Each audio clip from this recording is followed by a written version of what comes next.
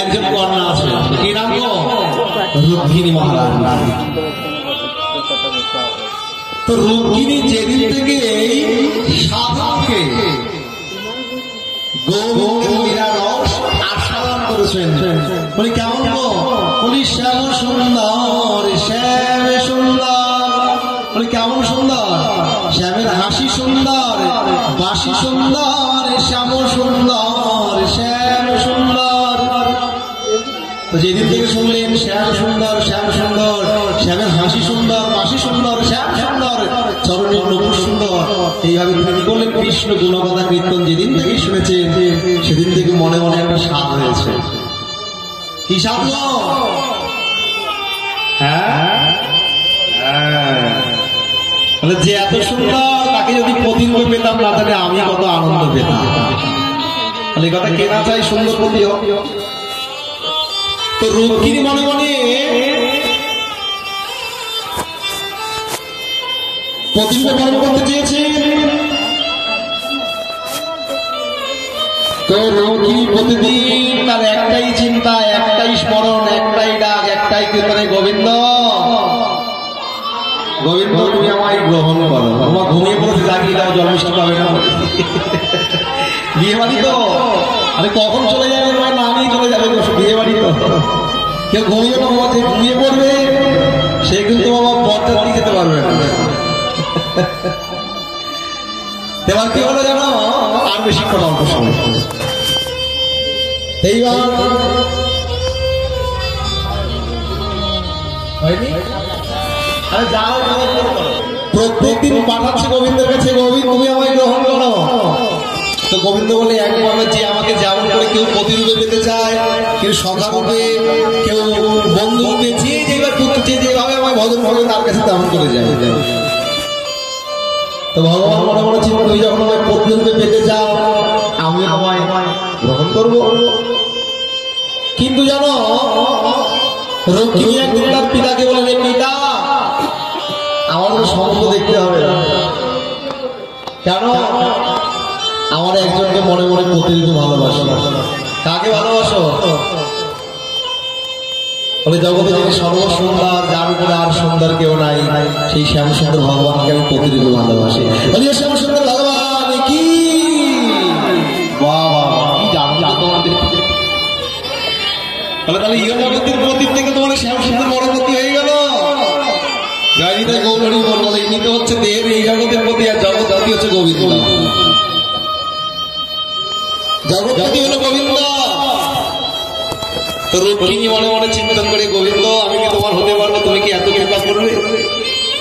তিনি মনে মনে যখন চিন্তন করে পিতাকে বললেন, তো পিতা মনে মনে চিন্তন করলেন গোবিন্দকে সম্পাদন করবো আমার কথা না, এর চাইতে বড় আনন্দ আমার আদিতি আছে। তো রুক্মিণীর যে 5 ভাই, 4 ভাই রাজি হয়ে গেছে, কিন্তু এক ভাই রাজি হয় না। সে বলছে কি, ওই কৃষ্ণচূড়ার কাছে যার ঠিক নাই স্বভাবে তাকে কিনা বিয়ে দেবে? এই জগতের নিয়ম আছে বাবা। কি নিয়ম জানো? আমাদের ঘরে যখন যদি এটা পাঠের বিষয়ে সমাজের এই কথা ধ্রুব সত্য কথা, কারণ প্রত্যেকদিন ধরো প্রায় দিনটা আমাদের হরিকথায় কোনো না কোনো দেশ, কোনো না কোনো বাড়িতে যেতেই হয়। সব বাড়িতে একটাই গল্প, শান্তি নাই। সবার বাড়িতে একটাই গল্প, বাবা শান্তি নাই। শান্তি হবে কি করে? ধর্মপথে চলো না, ধর্মের অনুশাসন করতে শান্তি কি করে হবে? আমরা কি করি? আমাদের ঘরে মেয়ে যখন বড় হয় আমরা কি করি? আমরা চিন্তা করি আগে চাকরি থেকে বিয়ে কি আনন্দ করে রাখবো, গরম করে রাখবো। কি বাস্তব সত্য কথাগুলো, নির্মম হলো সত্য। একজনকে প্রশ্ন করছে, আচ্ছা তোমার মেয়েকে বিয়ে দিচ্ছে, জামাই কি করে? বলে জামাই আমার বড় অফিসার, মাসে 1 লাখ বেতন, আমার যা এদিক ওদিক করে না, মানে এদিক ওদিক করে 2-4 লাখ এমনি ঘরে ঢুকে যায়। মানে গর্ব করে বলছি, এদিক ওদিক করে 2-4 লাখ ঘরে ঢুকে যায়। পুলিশের চাকরিতে ঘুষের অভাব নাই, যার যত টাকা বলে হাইকোর্ট, সুপ্রিম কোর্ট, জেলার কোর্ট সব কোর্টে ডিভোর্সের নেওয়া টাকা দিয়ে বিচার করেছে। আমি ছোট হলে কথা কিন্তু অপ্রিয় হলো সত্যি বাবু, কারণ জগতে দেখছি বর্তমান প্র্যাকটিক্যাল সেটা বলছি। ডিভোর্সের কেস আগে তোমাদের সময় কি হতো, বিয়ে হলে দুঃখ কষ্ট কম তো পাও নাই, তারপরে চিন্তা করেছে যে ছেড়ে যাওয়া যাবে না, কেন ধর্ম। এখন বিয়েটাকে ছেলে খেলা হয়ে গেছে। ছেলে খেলাই তো এক মাস আগে স্বরূপগঞ্জে পাঠিয়ে গেছি, স্বরূপগঞ্জ তোমাদের নদীয়ার স্বরূপগঞ্জ।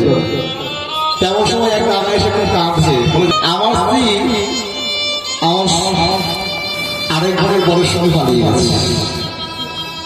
ওর সঙ্গে মন্দিরাতে কিন্তু একবার ভেবে দেখি নাই যে দেহটা অহংকার করে আমি চলছি, দুদিন পরে আমার দেহটা পচা লেগে যায়, কেউ দেখবে না। ফুলে যখন মতো তাকে কত ভ্রমণ আসবে, কত মতো গায়ে, কিন্তু ফুল যখন বাসি হয়ে শুকিয়ে যায় কেউ ফিরেও থাকে না। কিন্তু এই জ্ঞানগুলো কোথার থেকে আসবে? ভাগবত সৌভাগ্য। ধর্ম কথা শুনলে ধর্ম কি করে জাগ্রত হবে? আজকে জগৎ সংসার রসাতলে যাচ্ছে।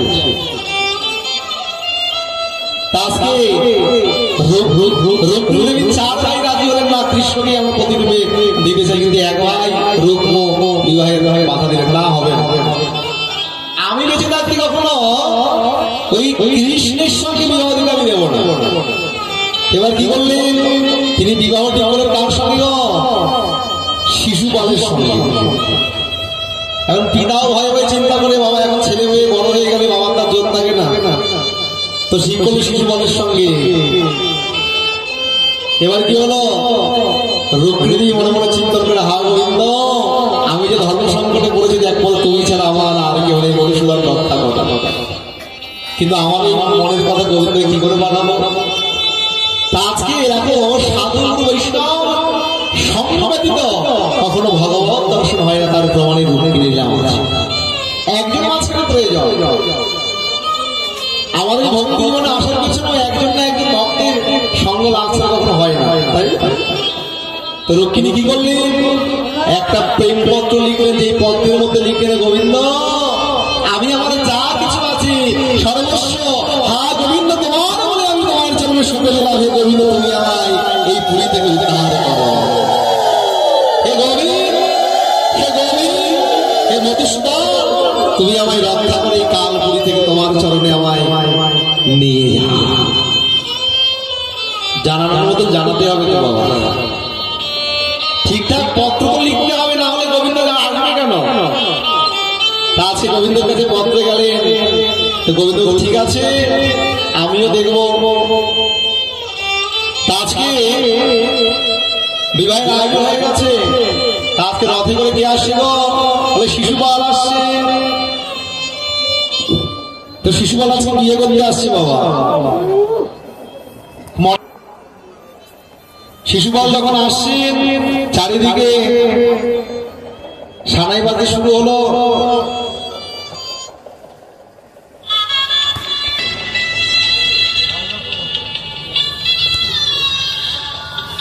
এদিকে সবাই সাজাতে ব্যস্ত, তো রুক্মিণীকেও সাজাচ্ছেন বাবা সখীগণ। তো রুক্মিণীকেও সাজাচ্ছেন আজকে। এবার কি হবে জানো? রুক্মিণীকে যা কিছু সাজাচ্ছেন না, রুক্মিণী গাইতে শুরু করলেন, মুঝে শ্যাম সুন্দরকে দুলাল বানা দো, ও সখিয়া মুঝে মেহেন্দি লাগা দো, মেহেন্দি লাগা দো, মুঝে দুলাল বানা দো, মুঝে শ্যাম সুন্দরকে দুলাল বানা দো, সাজিয়ে দাও, আমাকে শ্যাম সুন্দরের দাসী করে দাও। তো যেই যেই স্বর্ণ, যেই যেই গহনাগুলো আজকে রুক্মিণীকে পড়াচ্ছেন, রুক্মিণী প্রত্যেকটা বস্তুর মধ্যে গোবিন্দকে স্মরণ করে পড়াচ্ছে, গোবিন্দ আমি তোমার জন্য সাথী, হে গোবিন্দ আমি তোমার জন্য সাথী, তুমি আমায় গ্রহণ করো। তো গোবিন্দ বলে, যে আমাকে সর্বসময় স্মরণ করে আমি তার জন্য আসবো। এদিকে সারাই মাসে শুরু হয়ে যাচ্ছে, আমরা শিশুপাল হলে বিয়ে তো করতে আসে, বিরাই গৌর হরি হরি হরি।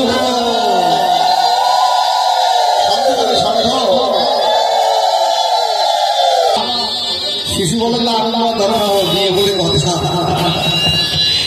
তো শিশু বল কাকে কেটেছে জানো? তো দেখি আমার রাজা যখন বিয়ে করতে যায়, বরযাত্রী কারা যাইব, আমার মতন ভিখারি বাড়ি করে যাবে? রাজার পর্যায়ে রাজাই হয়, সব হাইফাই নয়। তো শিশুপাল যখন এসেছে তাকে কে গেছেন গো? বলে রাজধানী কুন্তির নামে শিশুপাল, তার পিতা দমঘোষ, শাম্ভ, জরাসন্ধ, দন্তবক্র, বিদ্যুরা, পৌর, পণ্ড, বরপক্ষ রাজগঞ্জকে সেখানে উপনীত হয়েছে। বলে দেবী অম্বিকা মা চলে এসো, এখানে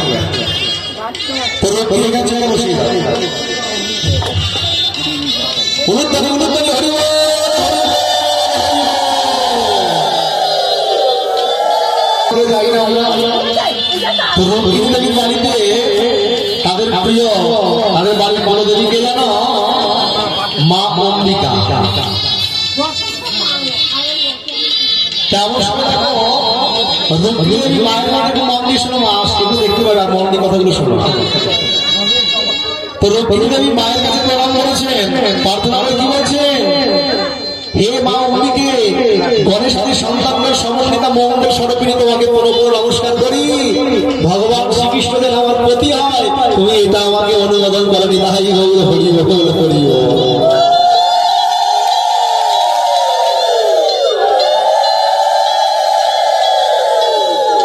তুমি অনুমোদন করো। বলছে নাম রাজকন্যাম রথমার দক্ষিণাম জাহাজ কৃষ্ণ দীশতাম সমীক্ষিতাম রথম সমরভ্য সূর্ব লক্ষণাম রাজচক্রম পরিভূয় মাধব। আজকে রুক্মিণী দেবী কি হলো? ওমা রুক্মিণী দেবী কি হয়েছে গো? গোবিন্দ কি করেছে গো? বলে সবার সামনে, শিশুপালের সামনে কি করেছে জানো?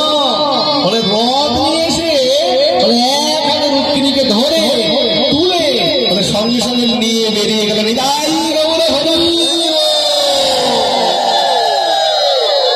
শিশুপাল মনে মনে চিন্তা করে কি হলো, এমন কথা ছিল না। ওমা কারণ বিয়ে বাড়িতে পেরুতুলে নিয়ে গেলে ভালো লাগবে গো? বিয়ের পাতে দিয়ে বড় সামনে চলে গেছে, ভালো লাগবে? হ্যাঁ, তোমার এত বড় স্পর্ধা কি? আমার বউকে তুলে নিয়ে যাচ্ছ রুক্মিণীকে, আমি ছেড়ে দেবো না জানো? বিনা যুদ্ধে নাই দর্শিত কথাই আছে।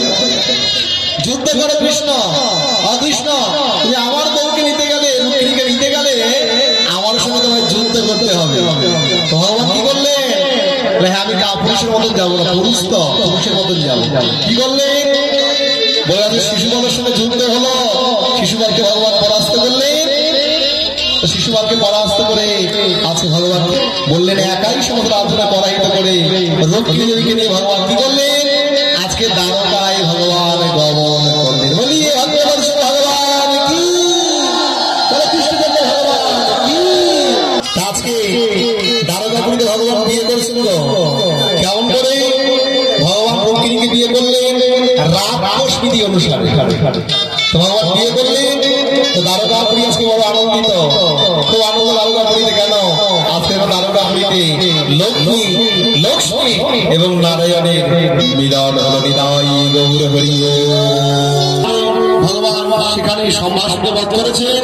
ভগবান আরো মহিষীদের ভগবান গ্রহণ করেছেন। কেন? অনেকেই মানে ভগবান কেন এতগুলো বিয়ে করেছে, কেন করেছে? বলে অমরদেশের রাজা বিন্দ, অরবিন্দ দুর্যোধনের বশবর্তী ছিলেন। তিনি তাহাদিকে ভগ্নী মিত্র সিংহ অনুরক্তা ছিলেন। স্বয়ং বসতে কৃষ্ণ কীর্তাংশে রাজার দেবীর কন্যা মিত্রাবিন্দকে ভগবান হরণ করেছেন। তো বলছে তারপর নরকাসুর করেছেন, অনেক অনেক সহস্র সহস্র রমণীকে বন্দী করেছেন। তো কৃষ্ণ কি করেছেন?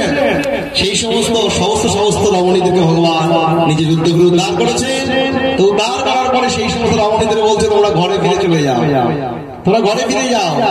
সেই সমস্ত রমণীরা বলছে গোবিন্দ, এই সংসার আমাদেরকে একবার ছেড়ে দিয়েছে, ঘরের বাহির করেছে, এই সংসার আমাদেরকে আর তুলে নেবে না। এটাই মনে ভালো চান, একটু কড়া আইন থাকলে দেশটা ভালো চলবে। আইনগুলো এখন লুজ হয়ে গেছে, তো ওই জন্য একবার সাত বানানো অসুবিধা নাই।